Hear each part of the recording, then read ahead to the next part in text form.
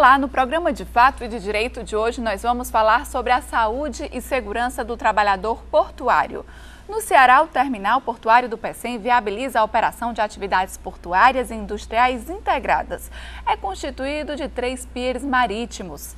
Este ano, o Porto do Pecém movimentou 2,1 milhões de toneladas no período de janeiro a junho, registrando uma variação positiva de 15% em relação ao primeiro semestre do ano passado.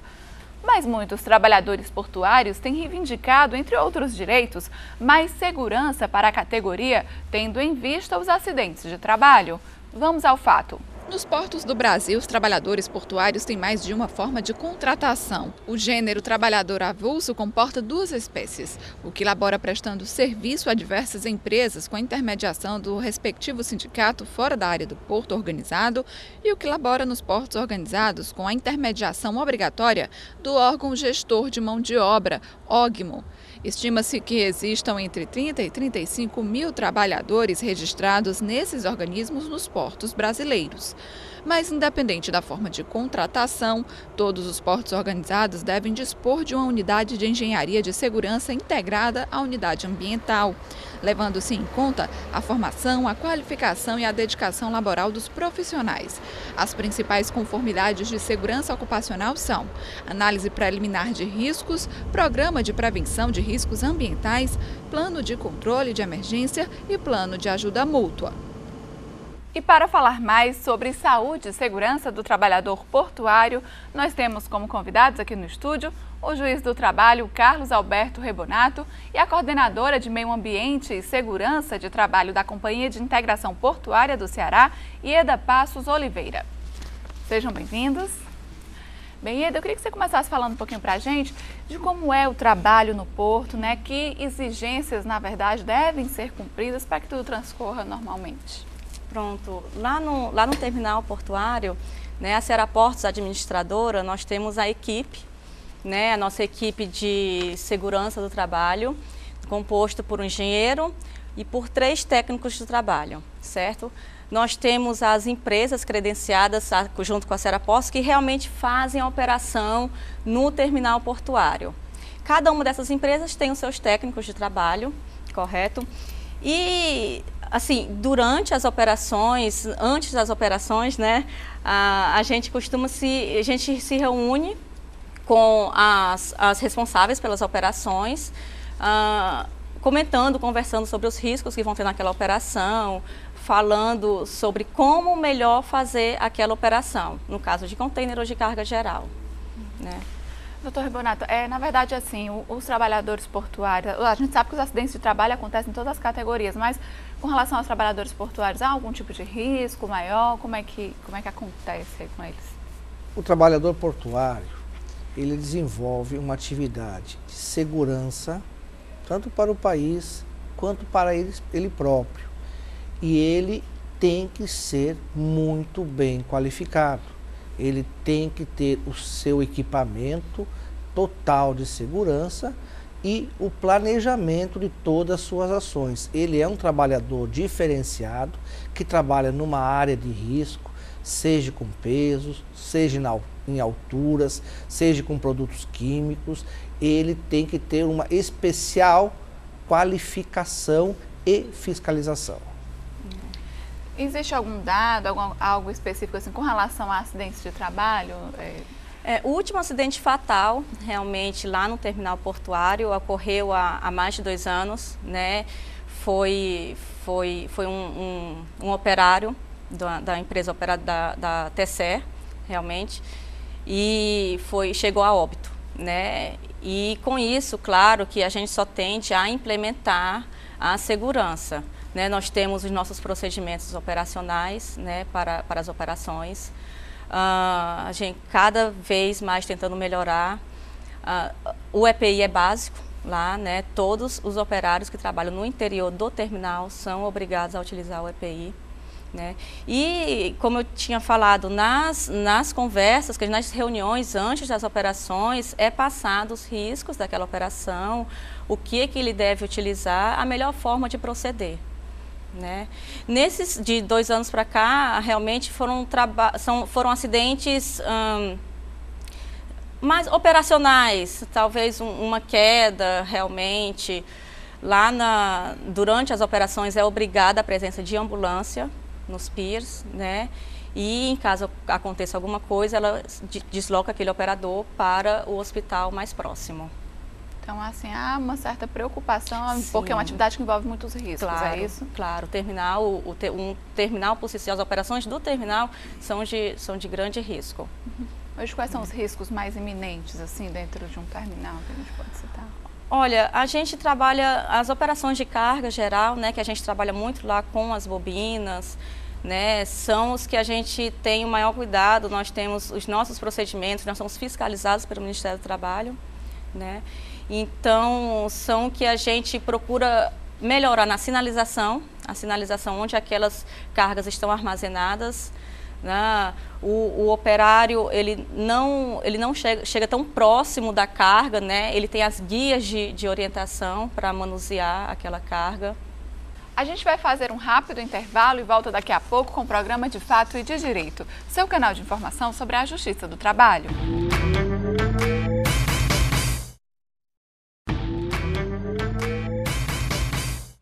Estamos de volta com o programa De Fato e de Direito, falando hoje sobre a saúde e segurança do trabalhador portuário.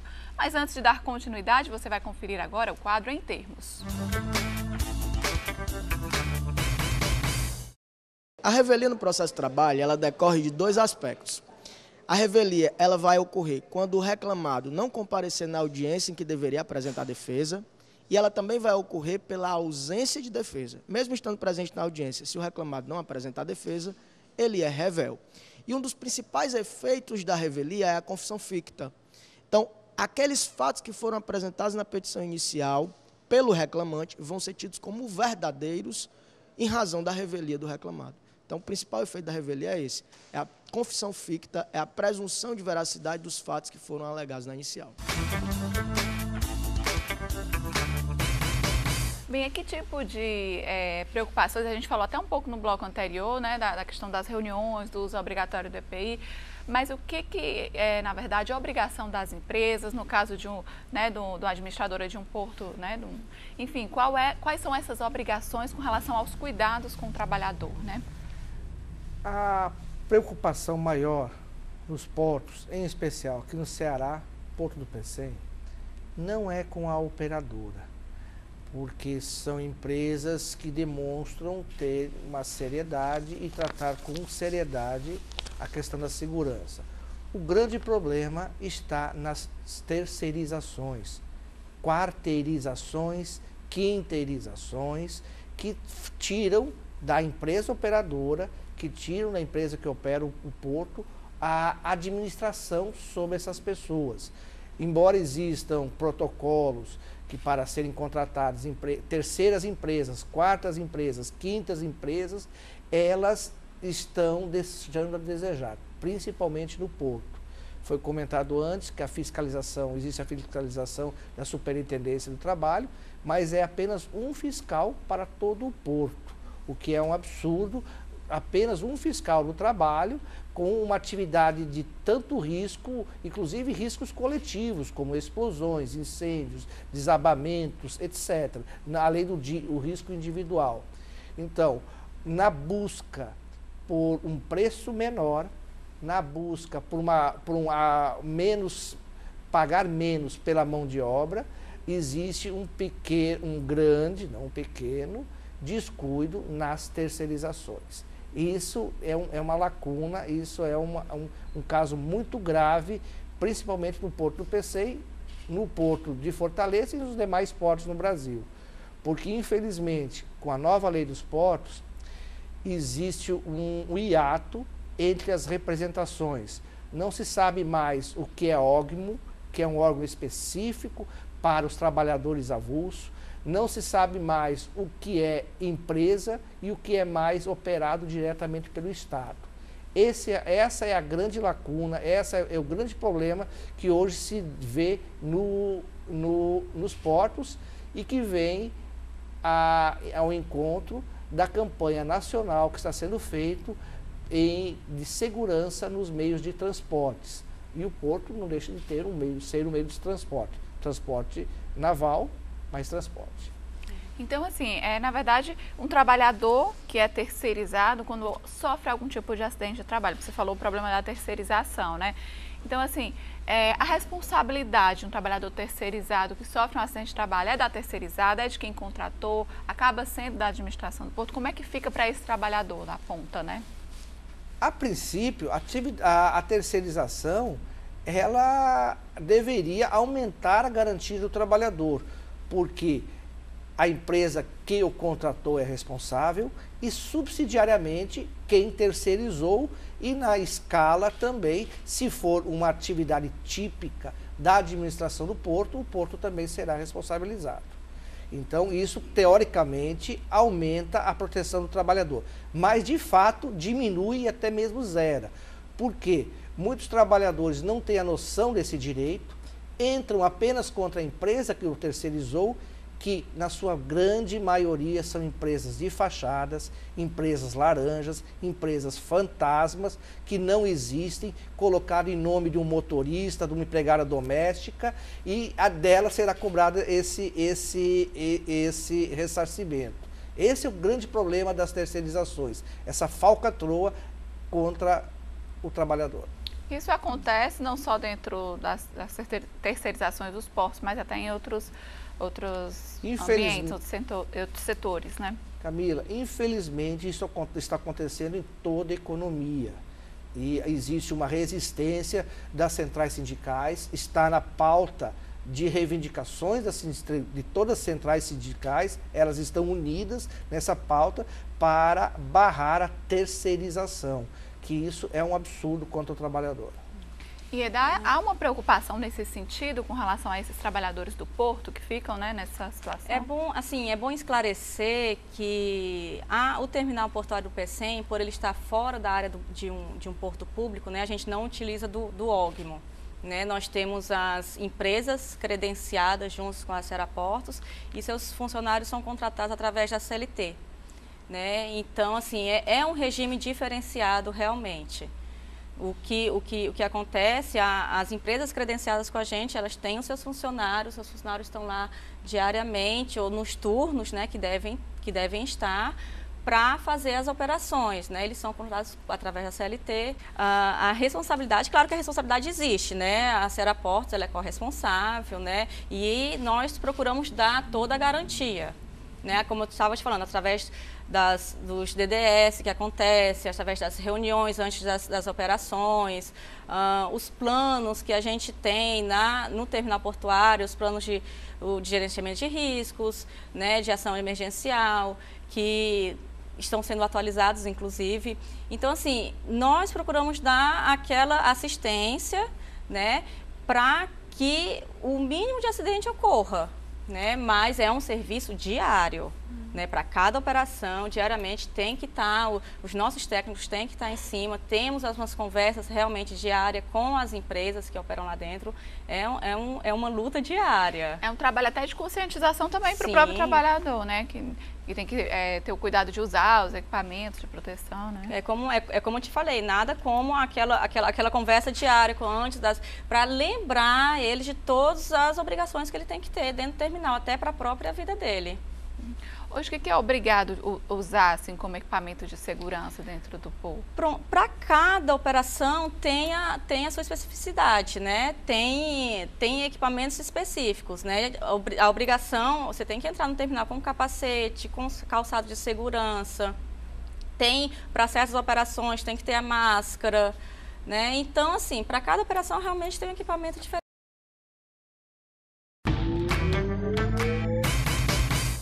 Estamos de volta com o programa De Fato e de Direito, hoje discutindo sobre saúde e segurança do trabalhador portuário.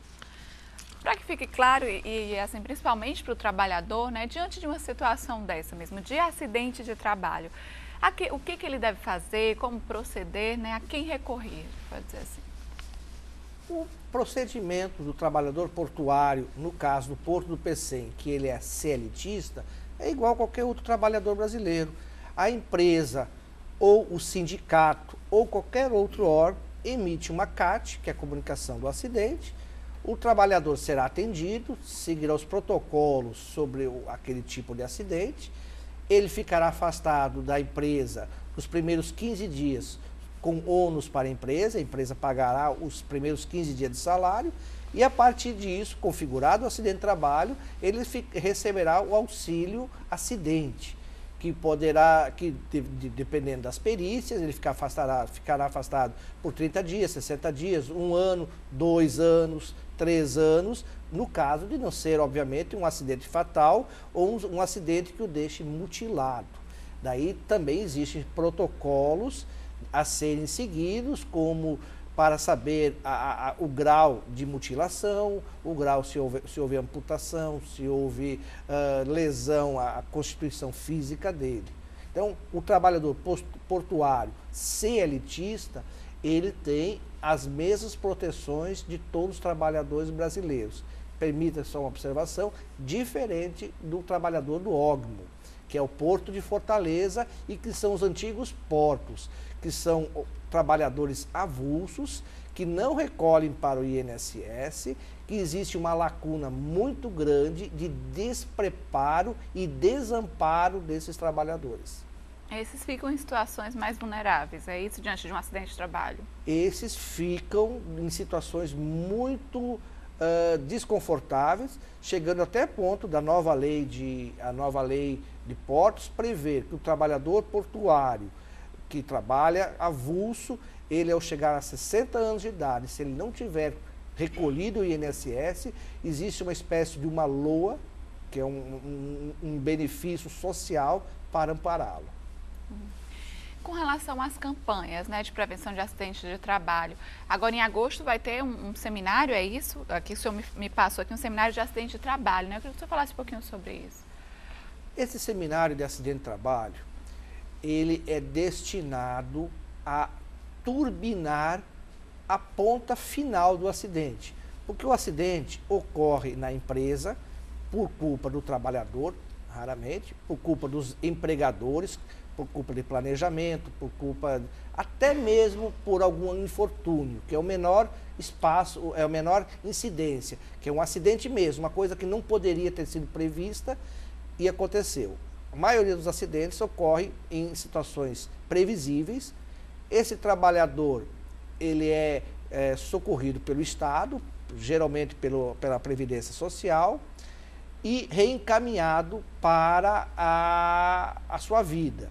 Nesse meio tempo, no final dessa cadeia, entra o judiciário, que é chamado para fazer alguma correção, pagar uma indenização, evitar que isso ocorra novamente.